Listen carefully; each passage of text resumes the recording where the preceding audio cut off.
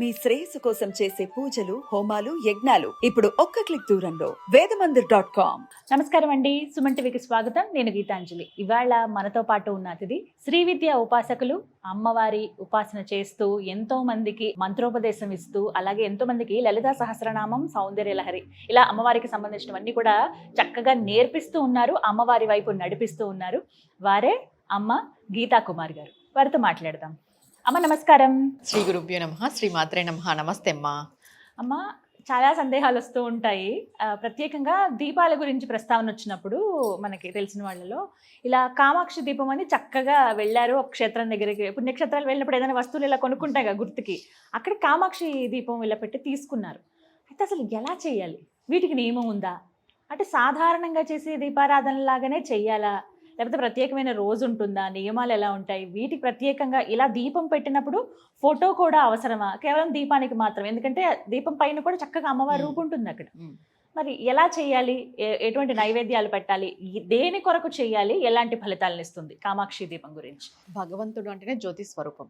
అంటే ఆయనకి ఏ మూర్తి లేదు, ఏ ఇది లేదు. శుద్ధ చైతన్య మూర్తి అంటే జ్యోతి స్వరూపమే. ఇప్పుడు అలాంటి జ్యోతిని మనము దీపం రూపంలో చూసుకుంటున్నాం.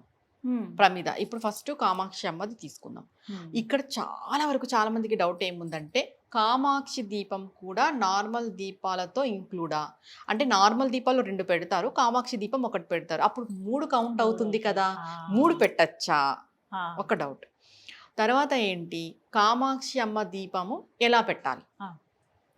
మనము నార్మల్గా 2 దీపాలు పెట్టుకుంటాం, అది నిత్య పూజకి సంబంధం. కామాక్షి అమ్మ దీపం సపరేట్, అది 3 దీపాలకి కౌంట్ రాదు.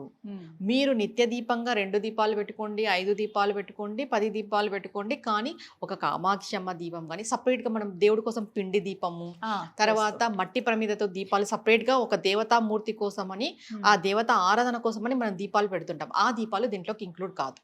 అక్కడ మనం సాక్షాత్తు దేవీ దీపమే పెట్టాం, అంటే దేవత ఉంది అక్కడ, అది దేవికి సంబంధించిన దీపం.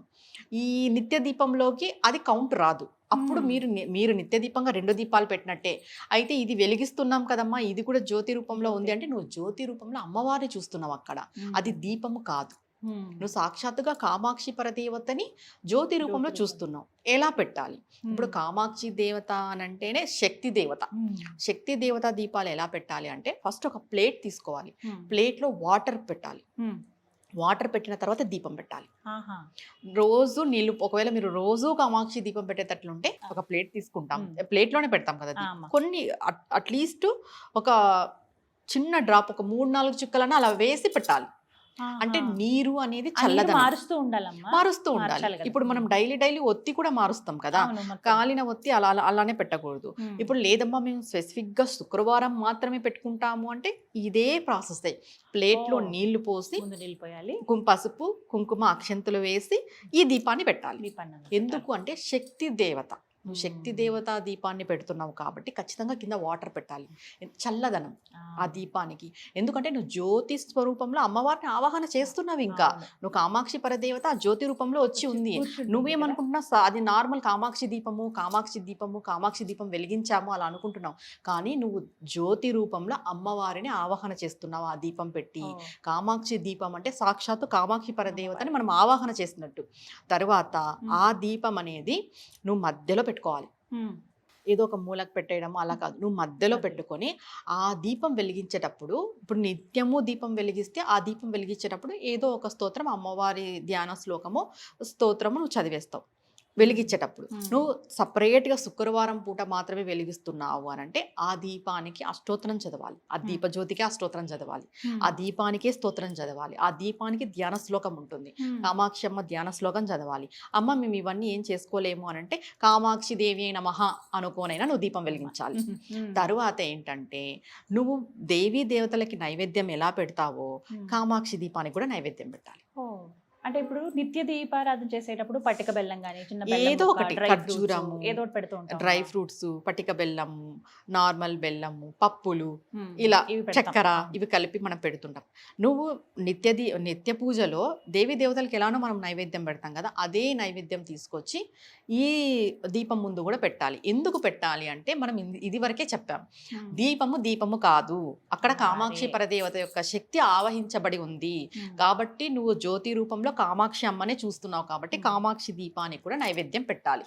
నార్మల్ గా చాలా మంది ఇది పెట్టరు, మనం అవునమ్మా, చూస్తున్నాం. అవును. నార్మల్ గా నిత్య దీపం నిత్య దీపాలతో పాటు ఆ దీపం కూడా వెలిగించేసి నార్మల్ గా వదిలేస్తారు. అలా వదలకూడదు.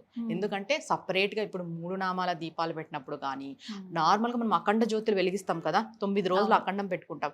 ప్రతిరోజు అఖండానికి నైవేద్యం పెట్టాలి.